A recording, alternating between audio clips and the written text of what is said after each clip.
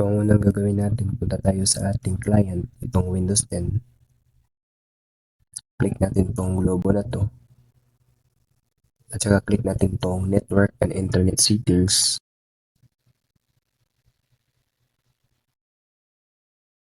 Click natin itong Change Adapter Options. Right click natin itong Internet. At saka click natin itong Properties. So, right click. Yun lang yung gagawin para makita yung ating properties.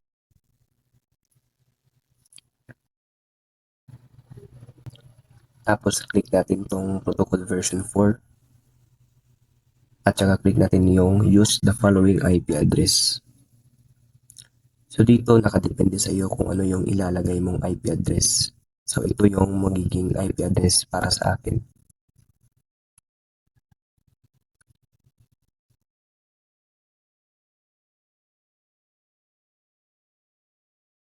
So, ang equivalent na subnet mask sa nilagay kong IP address ay yung 255.255.255.0. At ito naman yung magiging kaniyang gateway.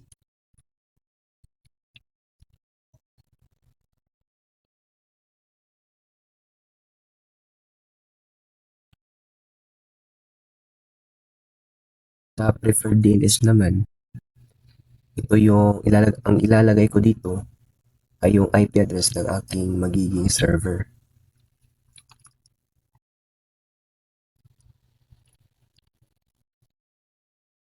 Saka click ko yung OK.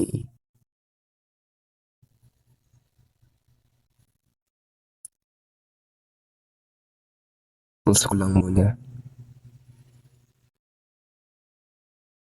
Tapos, ang next na gagawin ko ay pupunta ko dito sa my network and internet, network and sharing center.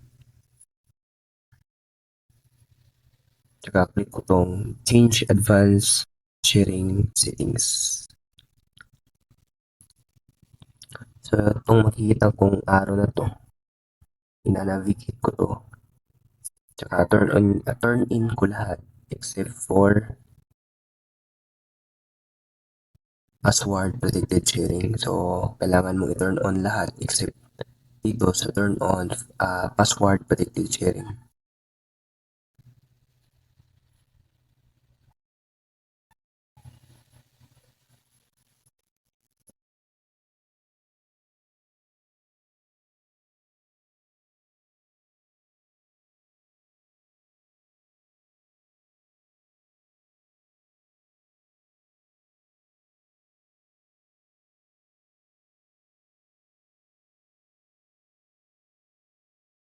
Ayan, turn on ko na lahat except for password protected sharing.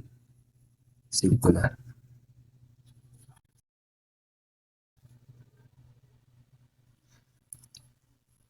Close ko lang. Tapos ang next na gagawin ko, punta ako dito sa may search box. Type ko yung Windows Defender.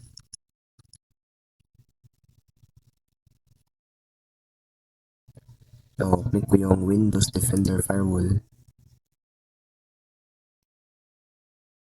Kailangan kong i-turn off yung mga firewall. So, turn off ko yung Windows Firewall dito banda at saka dito sa may ibaba. Okay. Close. Tapos sa next na gagawin ko, pupunta ako dito sa my folder. Itong this PC, right click ko to para makita ko yung properties niya.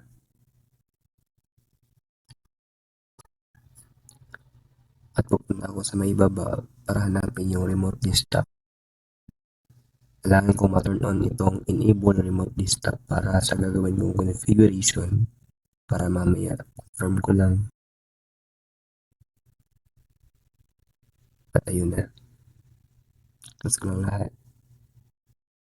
So, ang susunod na procedure, pupunta ako sa aking server. Ang susunod na gagawin natin ay punta tayo sa ating search icon.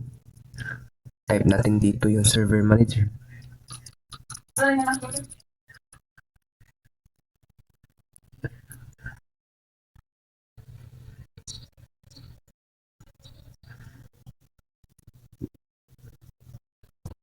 close lang natin to.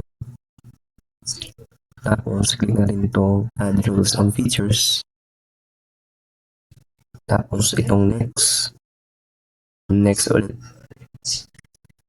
Next ulit. Tapos, click natin itong Active Directory Domain Services. Tapos, click lang din natin itong Add Features. So, meron na tayo Active Directory Domain Services. Click lang natin itong Next. Next ulit. Next. At saka install. Antayin lang natin. So, ayan puno na. Yung gagawin natin ay close lang natin to. So, susunod na gagawin natin, click natin itong notification sa itaas. Tapos, click natin itong promote this server to domain controller. Antay lang muna.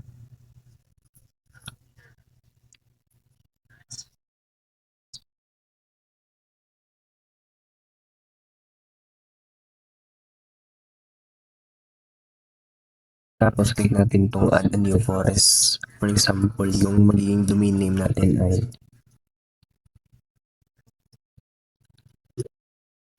ayan, tester.com. Tapos, click natin itong next.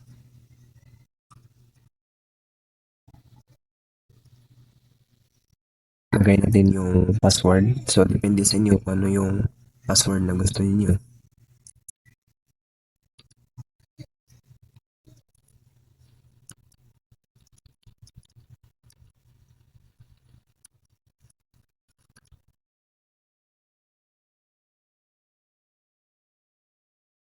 Tapos, click natin itong next.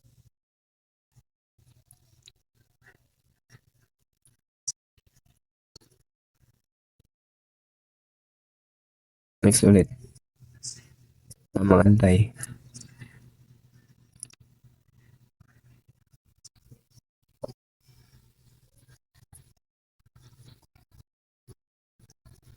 Tapos, next.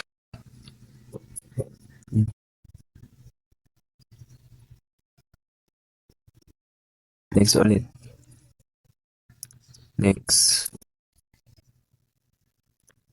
Tapos, click natin itong install.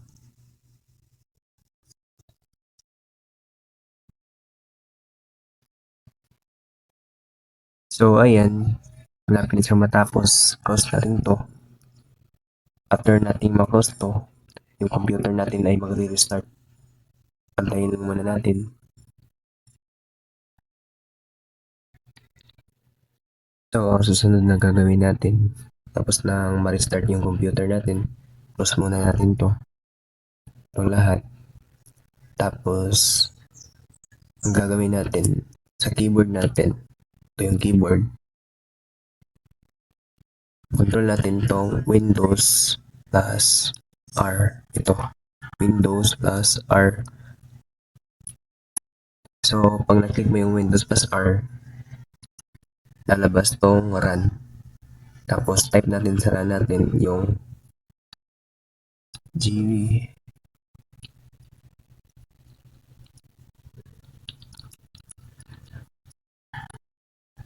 Ayan, lagay natin yung gpedit.msc.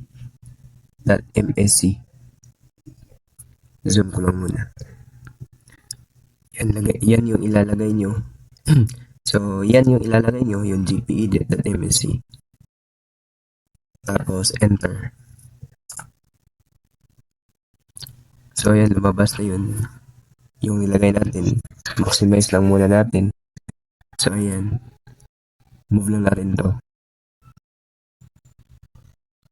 Click natin tong Windows settings, yung arrow nito. Ang arrow na yan. Click lang natin to. Tapos, click natin yung security settings. Tapos, yung local policies. Tapos, click natin yung security options. So, dito, marami nakalagay rito. Yung hanapin nyo lang, type nyo lang yung use user. Sa pag-type nyo yung user, yung hahanapin nyo, yung user account control admin approval mode for built-in administrator. Ito, click nyo lang yan. Tapos click nyo yung enable, apply, at saka okay. Tapos close nyo lang lahat. Tapos ang susunod na gagawin natin, restart natin yung computer natin, click natin itong Windows icon, click natin itong power, tsaka restart. Continue lang. Ayan. Antayin lang na natin makabalik yung ating system. So, tapos nung restart ang ating computer, yung gagawin na lang natin, close natin to. Tapos punta tayo sa ating network, punta tayo dito sa ating icon. Click natin itong network and internet settings. Tapos, click natin yung change adapter options. Click natin to, right click, properties. Punta tayo sa version protocol 4. Tsaka edit natin to. Gawin nating 192, 168, 1 at saka 2. Click natin yung okay, okay. Tsaka close natin.